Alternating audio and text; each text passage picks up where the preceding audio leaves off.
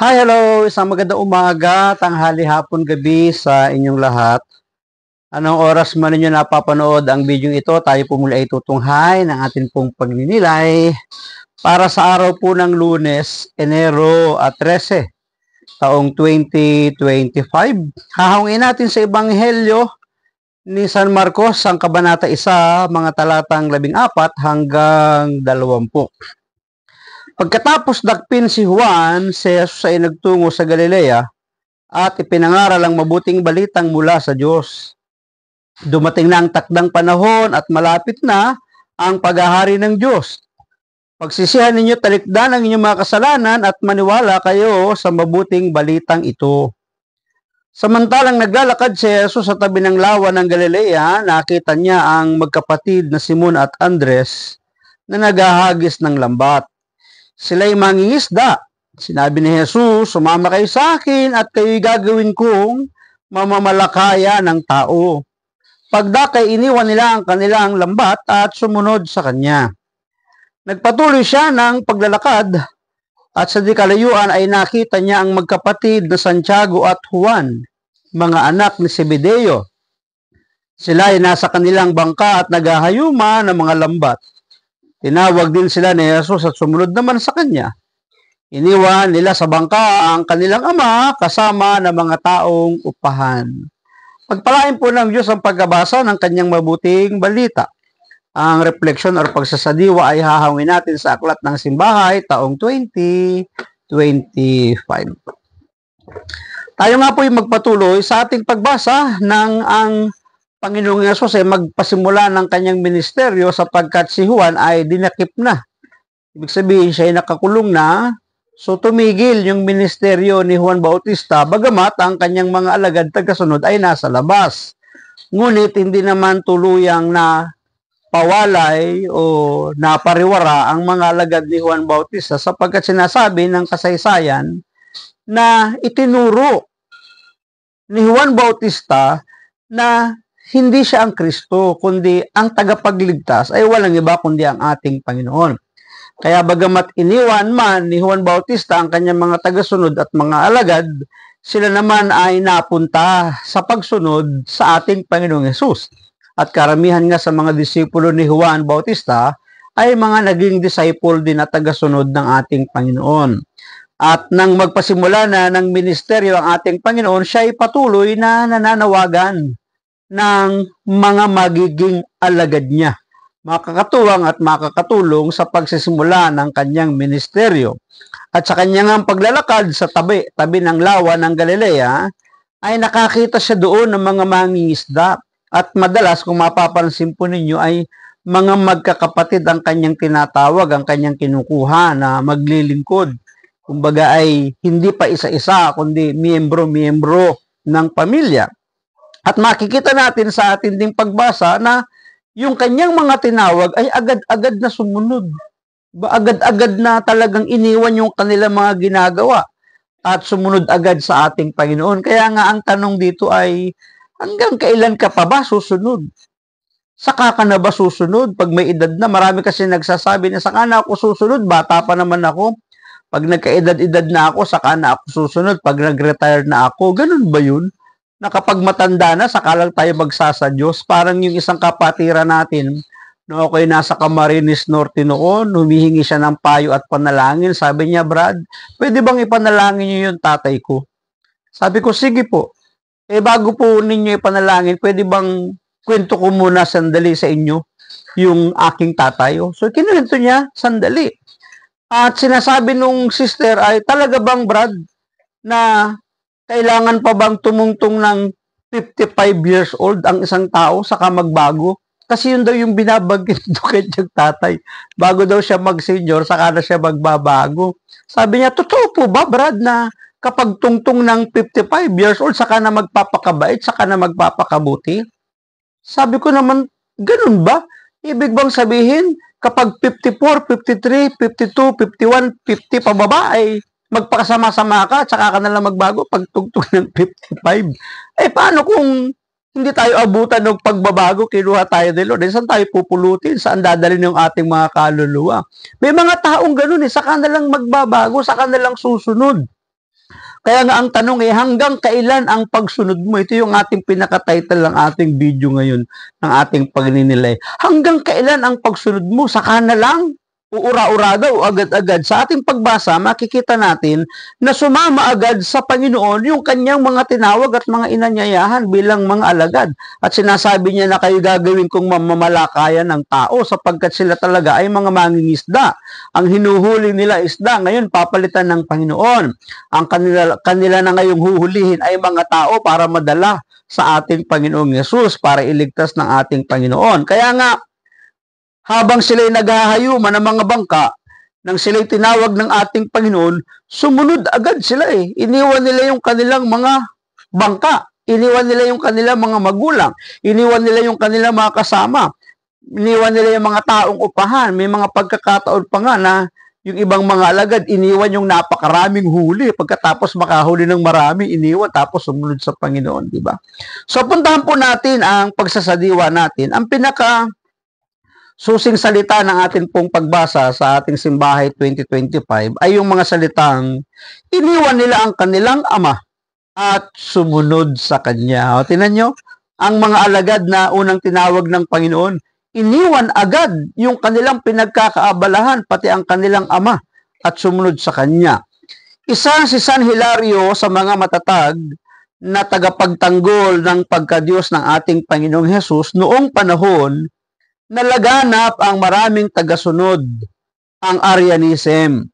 Paniniwala na hindi Diyos si Jesus. So ito yung mga Arianism na tinatawag. Yung mga taong hindi naniniwala na si Jesus ay Diyos. Paniniwala na hindi Diyos si Jesus. Isa sa mga tagasunod ng Arianism, si Roman Emperor Constantius, na pinatapon si San Hilario matapos hindi sumunod sa utos niya na ikondina si San Atanasio, isa ring tagapagtanggol ng pagkadiyos ni Kristo.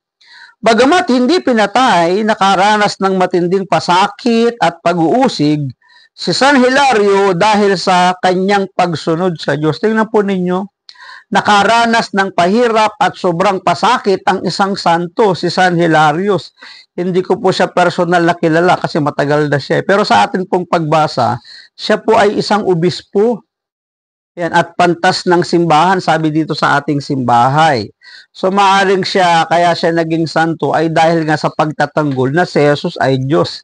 Sapagkat ng mga panahon nila, maraming naniniwala na tao lang ang Panginoong Hesus. Pero siya, isa sa mga tagapagtanggol, inuutusan siya na ikondina ang isa pang santo na si San Atanasio. Ngunit hindi niya sinunod sapagkat ang sinunod niya ay ang ating Panginoon. At sa kanyang pagsunod, nakaranas siya ng pahirap at pasakit, bagamat sinasabi sa ating binasa na hindi siya pinatay.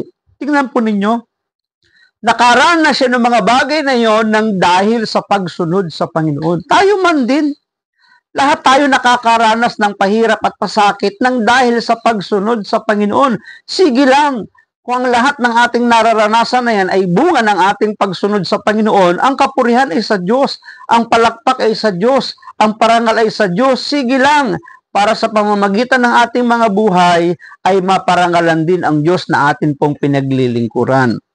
Isa lamang sa napakaraming posibilidad ang naranasan ni San Hilario kapag pinili natin na talikuran ang lahat para sumunod kay Kristo. Iniwan ni na Pedro, Andres, Santiago at Juan ang kanilang pamilya at kabuhayan at sumunod kay Jesus. At mas malala pa ang sinapit nila kumpara kay San Hilario. Totoo yun.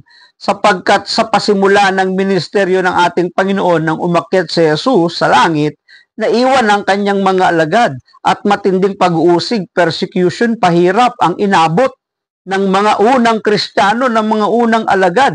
Kaya nga sila'y tinawag ng mga martir, namatay ng dahil sa pagsunod at pananampalataya sa ating Panginoon. At kung babalikan natin ang kasaysayan kung paano sila namatay, binawian ng buhay, ay sa sobrang pagpapahirap ng mga taong hindi kumikilala kay Jesus. na noong mga panahon na yun, ayaw nila ang Kristyanismo, ayaw nila kay Jesus. Kaya nga kung ikukumpara yung sinapit ni San Hilario, katiting lang yun. At kung ikukumpara ang mga dinaranas natin sa buhay na ito ng mga pagsubok, problema, suliranin, paghati, ay wala pa sa katiting na dinanas ng mga unang martir, ng mga unang santo. Tapos ngayon, iiwan mo na si Lord, aalis ka na kay Lord, tatalikod ka na kay Lord, kunting ulan lang, kunting pagsubok lang, kunting sakit, karamdaman, titigil ka. Hindi, dapat sugod, sige lang, para kay Lord, ipaglaban ang ating pananampalataya para sa ating Panginoon.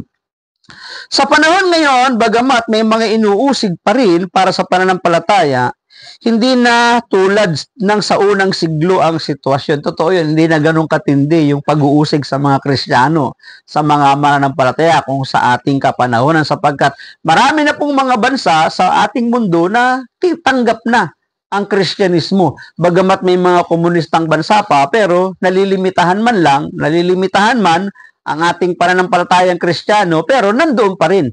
Hindi na masyado ganun katindi yung pag-uusig, yung pagpapahirap, diba? Yung pagpe-persecute sa mga Kristiyano, bibihira na lang yung mga bansang ganun. Sa panahon ngayon, bagamat may mga inuusig pa rin sa pananampalataya, hindi na tulad ng sa unang siglo ang sitwasyon. Pero kung dumating ang panahon na usigin tayo ng iba dahil sa ating paniniwala, susunod pa rin ba tayo sa yapak niya? Kung talikuran ng ating pamilya at mga mahal sa buhay ang Panginoon, sino ang pipiliin nating sundin? Kung dumating man yung mga pag-uusig sa ating buhay at ang inuusig ay ang ating pananampalataya, magpapatuloy ka pa rin bang susunod sa Kanya?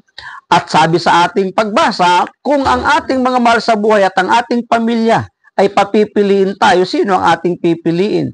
Ang pagsunod ba sa Panginoon o ang ating mga mahal sa buhay? At sa pamamagitan nila, kaya ba nating iwan ang ating Panginoon na ating pinaglilingkuran?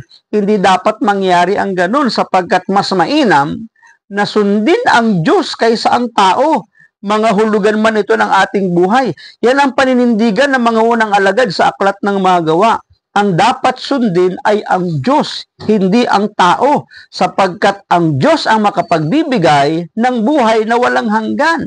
Mas matakot tayo sa Diyos na makapagpaparusa ng ating kaluluwa kaysa sa taong makakapanakit ng ating katawan, ng ating physical na katawan. Kaya nga ang tanong doon kung talikuran ka ng ating pamilya, ng ating mga mahal sa buhay, talikuran nila ang Panginoon, sasama ba tayo sa kanila o mananatili tayo sa ating Panginoon?